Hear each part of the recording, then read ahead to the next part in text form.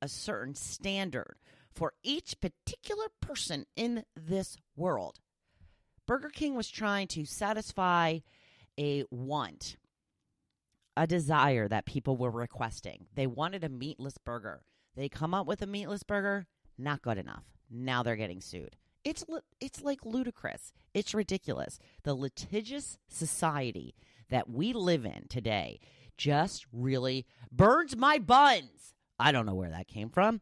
I just threw it out there. So there you go. Guy who's suing Burger King, get a life. That's all I got to say about that. Moving on to today's topic. I'm asking you about tattoos. I wanted to know, are you a fan of tattoos? What do you have that you love, or what is your dream tattoo? Now, Debbie says, I have a couple. They all have a special meaning. Jim says, haters going to hate, and I'm going to sound real sexist, but for me, never. For bikers, a must. That sounds very stereotypical. For women who date me, I think they make her look rough, so no thanks. But I do admire some tattoos on lesbians. Okay, Jim.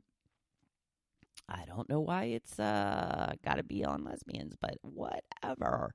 Sarah Jo, love them. So personal. I have 10. Kathy says, I want to get my grandkids' names on my inside wrists. Does anyone have a tattooist recommendation? She did get a couple of recommendations, by the way. Mark says, I like them. I need more. I think I have 10 or 12. I've lost track. Christine posted a picture of her. She says, my favorite is for my son. It says, I love you more. And then there's a picture of the moon with a bunch of stars. It is very nice. I like it. Pat says, I'm not a fan. Linda says, I don't have any, probably won't get any because I'm not a fan of needles. No, they're not fun. I have two tattoos, and they hurt like the dickens. I'm not going to lie. Marcy says, I don't have any, but I don't mind them in small doses.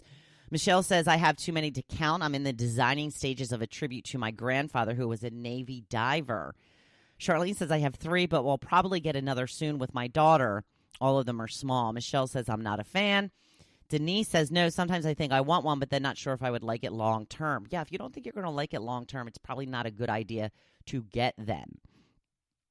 Joe says, I am a fan. I have 3, but I love 2 of them. Chris put a gif of Steve Carell saying, no, no, no. Okay, we get it. We get it, Chris. Kate says, I like them. I have 3. My favorite is all of them. Each one is for my kids. Very special meaning. Roxanne says, I like them to a point. I have 5. I'm not finished. Lisa says, I love them. I have 9. My favorite is on my collar area and says, baby, dream your dream. It's a song from the musical Sweet Charity, which was the first musical I ever directed. So, yeah, some very special meaning there. And then Melissa says, I personally love them. I have many. Hard to say what my favorite is since most of them have a very personal meaning and a great story. Getting my next one in January, and most likely will be something about my dad. Now, the reason that I ask this is I am, in full disclosure, considering another tattoo. I have 2. The first one I have is a cross on my ankle, like very low on my ankle. And I really did love it for the longest time.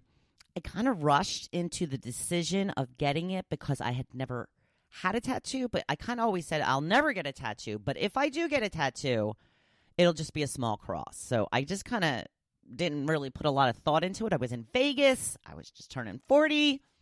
I thought, let me do something crazy. So that's what I did. I went to Vince Neil's tattoo shop. It was in the bottom of my hotel. So should I go to the Motley Crue concert this summer and show him my tattoo from his tattoo shop? You think they'll let me on stage to do it? I don't think so. And then my second one, which was a nightmare and a disaster, I have of Tucker's paw print on my foot, on the top of my foot. The first time I had wanted to get, she has a lot of pink left in her pads, and I had wanted to get some of the pink in the tattoo, and it came up. The way he did it was just not good. Let's just put it that way. And I will never forget the look on my face when I finally looked when he was finished. And I was like, oh, okay, that is on my foot forever. But I did have it fixed. So now I'm much happier with it, but I had to go through the pain twice. I didn't want to go through the pain once, let alone twice, but I am considering something on my wrist now.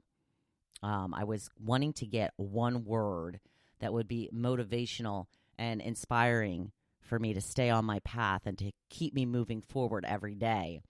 And I've been talking to some people about what that should be, and I think I have come up with something. You're going to have to wait and see what it is. The only problem with getting it on my wrist is I do fear still at the age of almost 50 that my father will see it and make some remark to me, which he probably will. But then I realize that's a silly reason to not get one at almost 50 years old because I really want it. So I'm not planning to make an appointment for another couple of weeks. There's a particular person that I want to go to, and they are in Pennsylvania. So I'm going to wait until I'm there, and we'll see how it goes. We'll see how it goes. So there you go. That's how most of you all feel about tattoos. I'm going to move on to my blog post, and today I put a picture up of a sticker that I have on my bathroom mirror that says, "I am powerful." And also in the picture is my phone with my brand new Rise pop socket. Still having a little bit of an adjustment time using that. Sometimes I don't use it at all.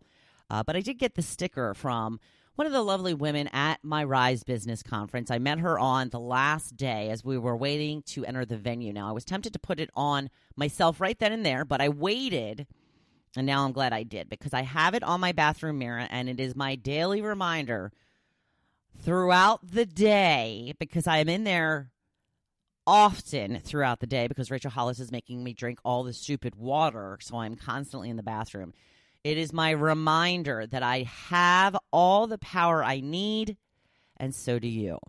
So what is it that you want? It is Wednesday. We've gone over this. It's typically the day that we're feeling a little wrung out. We've got two days into the week, almost 3 until the weekend.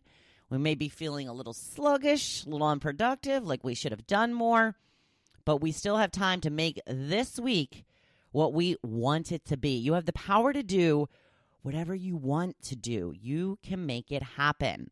So do you have weekly goals? If you don't, it's something you should consider. You don't get through a checklist without the list. This applies to everything. And you're trying to lose weight. What are your weekly goals? Lose a certain number. Eat more vegetables with every meal. Cut out dessert when you would normally have it. Just take your carbs down a notch. It's the same with working out or training. How many times do you want to get a workout in?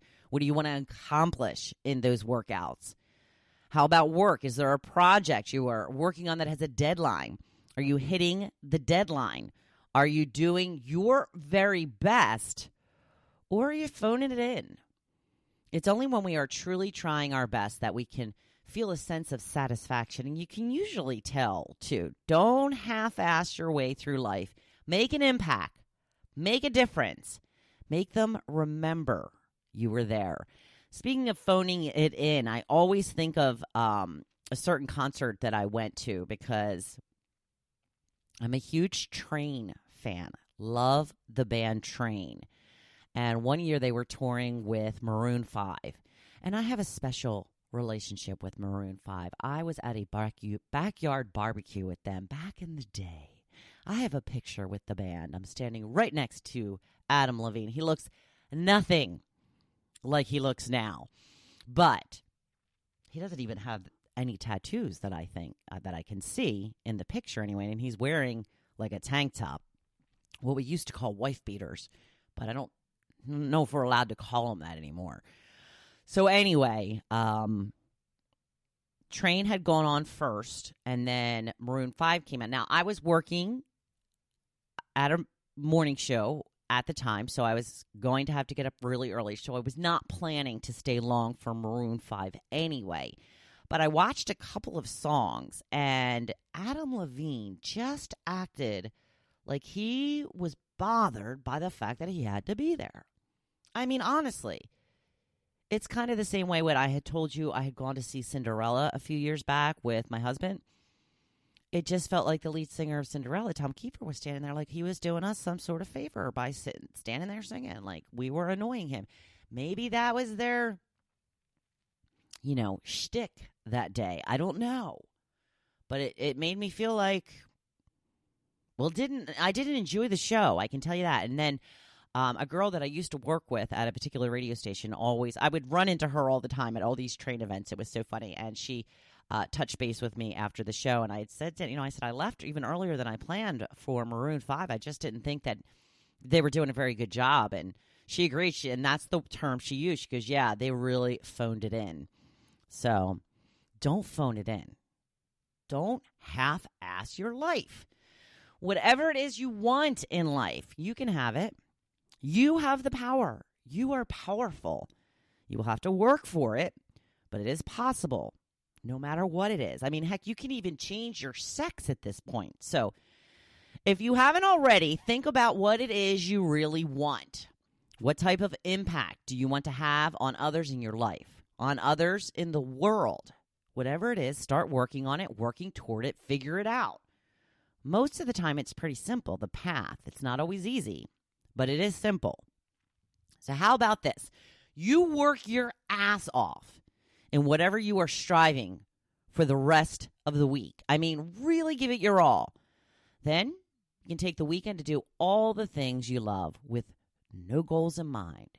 Just relax, recharge, reset. Just enjoy. In fact, I'll give you off a few days next week as well. Take off next Thursday and Friday, too. How's that sound? Sound good? I'm so generous. It is hump day. So think about what you've been working on. Really give it your all for the rest of this week. If this isn't something you typically do, you will notice a different feeling come Friday afternoon. You will feel more satisfied. I promise. Now, what do you want to accomplish by the weekend? Get to it. You have the power. I believe in you. Now, go make it your best day yet. Thank you for listening to The Hopefulist, hosted by Wendy McClure. For more inspiration, please visit hopefulist.com. Thanks, and we'll see you tomorrow on The Hopefulist. Ellen, have me on your show.